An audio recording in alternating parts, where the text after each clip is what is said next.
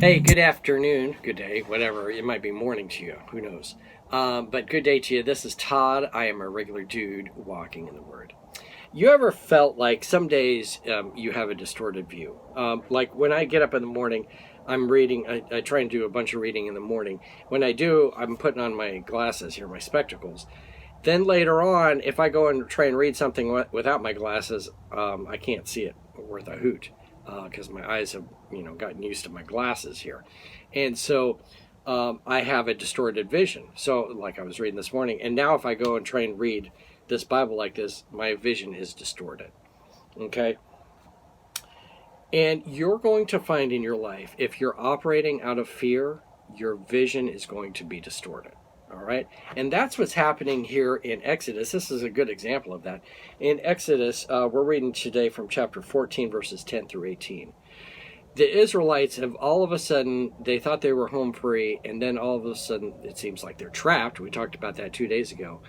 And then when they're trapped, here comes Pharaoh with all his army. And they're like, oh no. And so you're going to see what they say. And it's kind of some stupid things they say.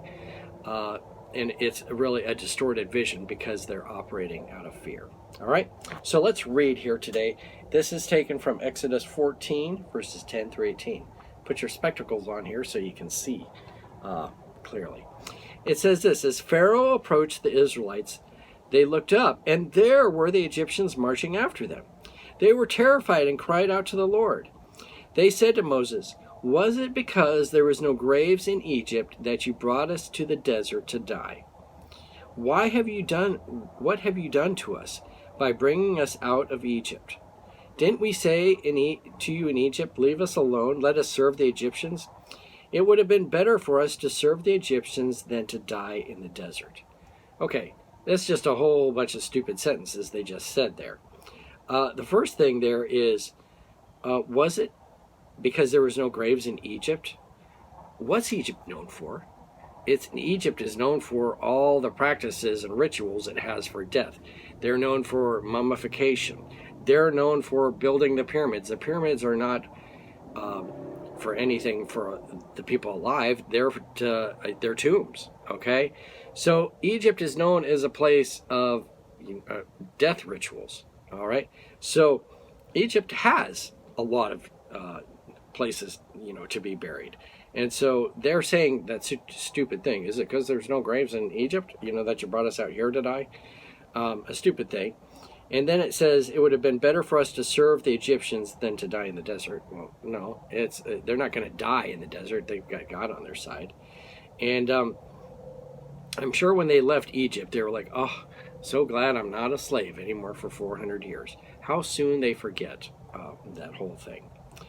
Verse 13, Moses answered the people, do not be afraid. Stand firm. Stand firm.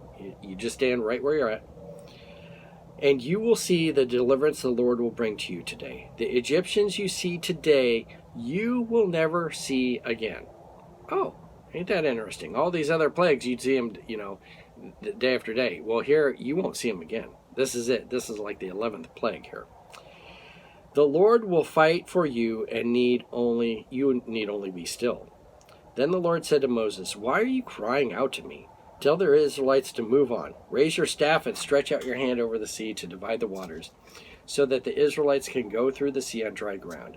I will harden the hearts of the Egyptians, so that they will go in after them, and I will gain the glory through Pharaoh and all his army, through his chariots and his horsemen.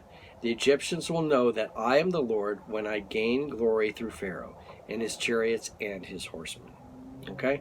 So, the big thing here is the people of Israel were operating out of the distorted view of fear.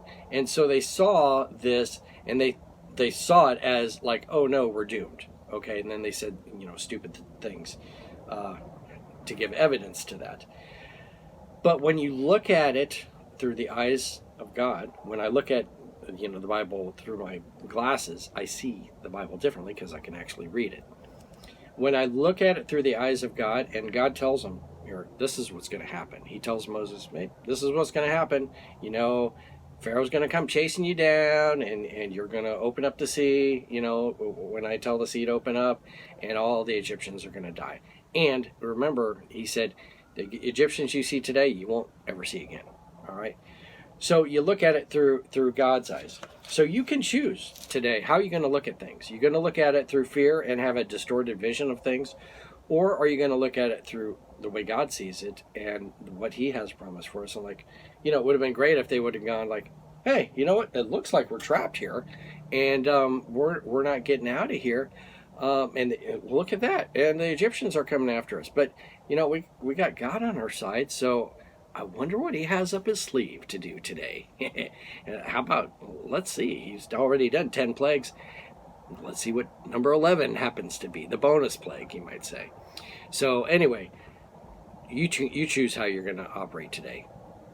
Distorted vision out of fear, or a true vision of what God has and planned for you, planned out for you through his eyes. Your choice. Thanks for watching. I'm a regular dude walking in the Word, and I look forward to seeing you tomorrow as we continue our journey through Exodus. Lord's blessing. I'll see you then.